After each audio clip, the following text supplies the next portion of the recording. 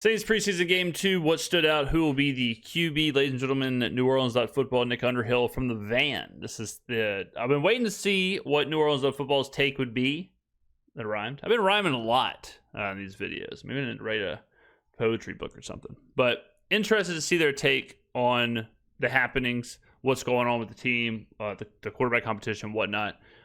So we're going to react to that today. I can't wait. Some of my biggest takeaways from the game, I don't know who the hell I'd play a quarterback in week one. I think it's an impossible decision to make, and I think it's the easiest decision in the world. I really do. I think it makes all sense. Every cent. Pennies, nickels, dimes, quarters. It makes all the sense in the world to start Spencer Rattler and let Shough develop. Let's just pretend that this past game was a regular season game. Dome is packed, 250,000 people in the dome, and Shough has those couple of first drives. Even though it's not that big of a deal in the grand scheme of things, you have to protect him from that. You have to protect Shough right now from being rushed out there, some of these poor situations. You owe it to Shough to give him the time to develop, and you owe it to Rattler to, hey, look, we may end up trying to get to Shough to be the franchise guy, but you're playing well right now. Offense is playing well with you out there. We know kind of your ceiling, your floor. We understand kind of your range of what's going to happen. So play Rattler, let Shough develop, let him go through it kind of slow, let him get some of the kinks out. Not even just him. Let the whole offense get some of the kinks out. Let the offensive line play together for the first couple of weeks. Let the wide receivers get back into it. Chris Olave's had one pass thrown to him since the concussion against Carolina. Let all that kind of happen. Let the coaching staff, let the defense, let everybody get used to everything. And then, if Rattler's struggling and the team's, the offense is not playing well, whatever, then bring Shough in. And you've given him a couple extra weeks of development. I don't see any positive. I've said this a million times. I don't see the positive in running him out there. And you can say, well, the positive is that he gets to play in the games. Okay, well, that's also kind of the risk. Does the risk or does the reward of him playing in those games outweigh the risk of him struggling early? You have to sit him, you have to bench him, throwing the team in flux, all that stuff. I think now it's just best case scenario for literally everyone across the board to have Rattler start, and then you see what happens. That you just keep your cards. You just keep your if you play Shough, that's it. You play Shough, you got nothing else you can do. You play him, you make that decision. There's nothing, you can't bench him, you can't bring Rattler in, then flip Rattler, play Shough. You can't do all that stuff. If you play Rattler, I think then you still hold the cards. You still hold the card of, well, if Rattler struggles, we can play Shough. If Rattler doesn't struggle, we can just keep him in. So, I think Kellen's going to see it how I see it. I don't think that there's a wrong answer. I think that you could justify going either direction. But I think what kind of makes it scary is I don't know if there is a right answer right now. I don't know which one of these guys you go with. I don't know which one of them gives you the best chance of beating Arizona and San Francisco and Seattle and Buffalo. I think those are all really tough games, and you could go any direction. You could go no direction. Doesn't feel like there is a sure thing toward a path to winning right now. And I don't know if that matters, though. That's kind of the crazy thing. I don't really know if it matters in the sense. Let me explain that, because it matters, obviously. Wins and losses matter. That's how people get paid. So you get in the playoffs. That's how things work. I mean, it's the NFL. But what I mean by that is I'm not sure it matters in the sense of it's how they finish. I don't really care about how it starts. So you could put Tyler Shough out there, and if you tell me he looks terrible in week 1 but looks good in week 17, week 18, cool. Same thing with Rattler. Same process. You could start one, go to the other, whatever. If one of these guys looks great at the end of the season and you're saying, okay, you can draft Peter Woods, great. That's an amazing thing to do. Yeah, but I think the way I'm saying it, you kind of protect the end of the season. Whereas if you play Shough, you absolutely could ruin his development to where he's not playing at the end of the season or not playing well at the end of the season or whatever. And I do agree. I'm not really concerned about like which of these in the decision process. The last thing I'm thinking of is who gives us the best opportunity to beat Arizona, San Francisco, Seattle, and Buffalo. Because I don't think the quarterback, like, I think both guys will kind of do the same thing in the game. I think the responsibilities and whatever, like if we beat those teams, it's going to be because of other players. The quarterback's going to have to manage the game. So I don't look at it really. I'm not overly concerned about like, all right, who can help us win these games. Whereas if it's like a playoff game, it's like, okay, I don't really care about the development. I need to win this one individual game. Okay, you can draft the Ohio State safety. Amazing outcome. But if you're in week 17 and they don't look good and you're looking at the quarterbacks, then that's not a good outcome. But I think really all that matters is what happens by the end of the season. This is a rebuild. And I think the more and more we watch this team, the more and more clear it becomes that this is a rebuild. Hell yeah. Been a rebuild, is a rebuild. The dead giveaway that they were rebuilding is when they traded Marshawn Lattimore last year. That was them saying we're rebuilding. When that you don't do that unless you are rebuilding. And then to draft 9 players and to hold all those draft picks, I mean, it has been super obvious that this has been an organic rebuild. You don't have to cut your entire team. You don't have to announce that you're rebuilding. This just organically happens sometimes. And it organically happened this time. And after this year, when we have another big draft class, the rebuild will be over. And we're going to repeat the exact same blueprint the Saints have repeated for the last 20 years. Like I'll give the Saints this. They know what they're doing as far as what they want to do. They know what their plan is. They know their strategy. They know exactly how they want to operate with these rebuilds. I don't know that you're getting the surprise season this year. I'm betting against it. I hope it happens because it's way more fun, but I'm betting against it right now, and that's okay. It's about the process, and it's how they finish. But I don't know that there is a great option for starting. I'm starting to lean more toward the start Rattler, go to Shough later. I don't know that Shough's ready to handle it week 1. I think it takes some time to figure that out. Here's your question. Like, here's really how you do this. What's the concern right now at the quarterback position? What's your biggest concern? The biggest concern or the biggest question or the biggest whatever is, I don't know if Shough's ready, just like Nick said. And if that is the question, you already have your answer. The season is in 3 weeks.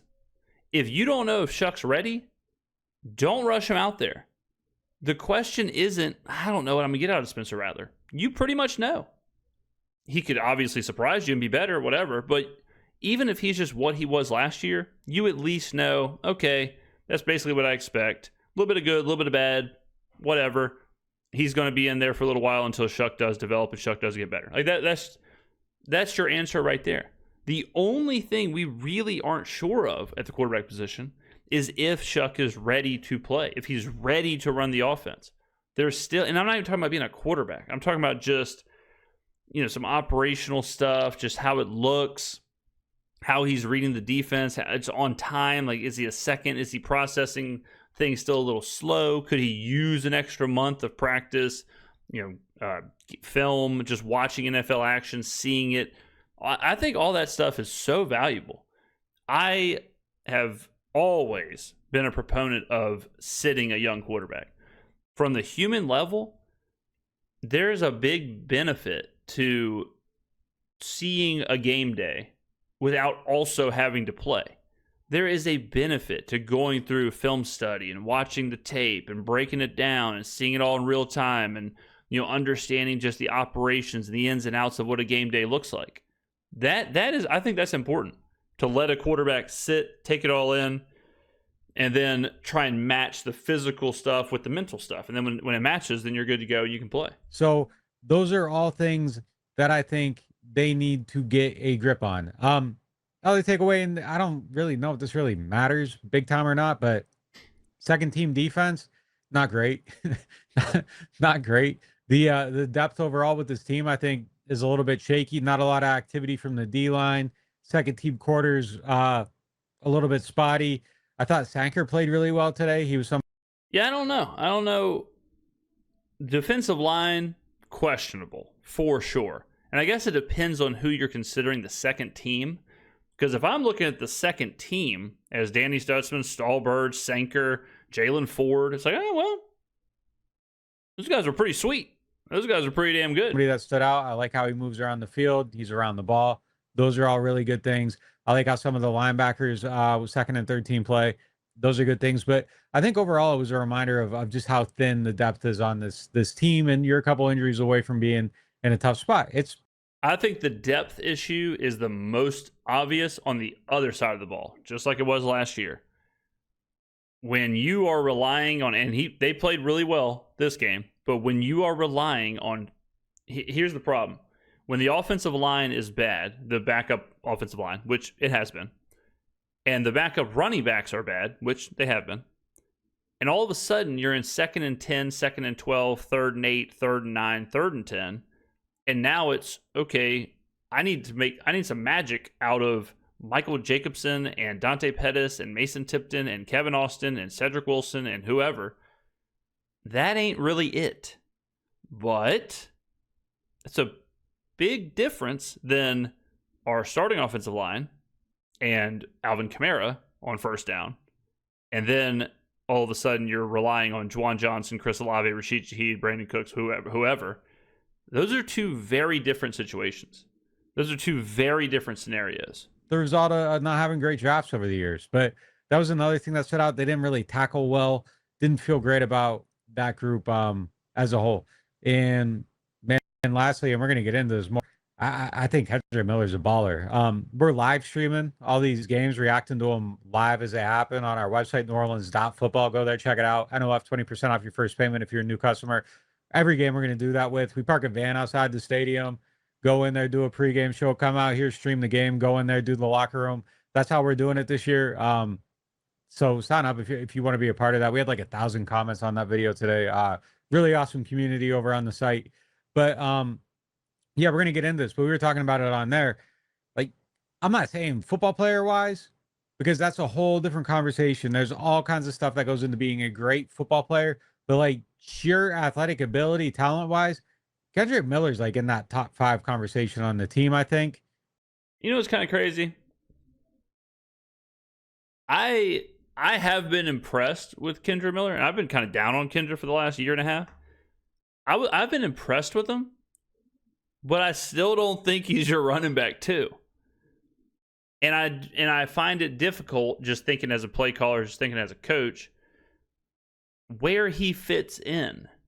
Because Alvin is going to get a majority of the work, both running the football and receiving out of the backfield.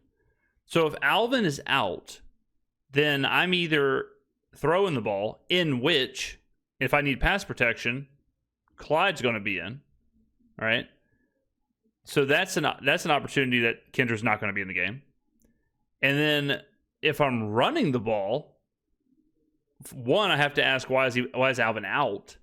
But then it's also like, well, if I'm running the ball, I'm okay with Clyde running the ball. I think he's ran pretty well. I think he's been good. So even though Kendra has flashed and he has had those dynamic moments, I'm not sure where he really gets into the game. I know he will, but I guess if you're looking at this like, well, you need to split carries and work with Alvin, I'm not a huge fan of that. I would just use my best players as much as possible. I think that's how teams win games. But I don't know. It just continues to be a real question mark. I just wanted to look at it just to see what exactly is going on here. But this preseason, Kendrick Miller is 12 carries, 36 yards for a 3.0 average, a long of 13, which was last game. 1 reception for 9 yards. And Clyde is 8 for 18, 2.3 yards carry, which is not good. 3 receptions for 25 yards. And this is the big, like, I think, like, Kendra Miller has to do more, I think, for me, if I'm giving him meaningful carries. I need to see more than 12 carries for 36 yards with a long of 13, which is 11 carries for 23 yards. You take out this run, this long of 13, he's averaging 2 yards a carry. So it's like I do see the flashes, and like I said, I've been really impressed with Kendra this preseason. But then you look at this, and then you remember you have to pass block. You have to understand the playbook. You have to be on time. You have to be operationally good. And I don't know. I think Clyde is going to get a lot of work because I know he's operationally good, because I know he understands the playbook, because I know he can pass block. And I'm kind of, if I have to have him run the football, I'm okay with him running the football. Is he as dynamic as Kendra Miller? Is he that's like, no, he's not. But it's such a weird, it truly is like a razor's edge with the running back too. And that's not even counting Devin Neal, who we'll see what he can do. I think Cam Akers is going to find his way out of the team, but I don't know who else you're putting on there. I mean, there's a few guys for sure. I don't know if he's fifth or third or whatever. I know he's not first or second, but he's somewhere in that top 5.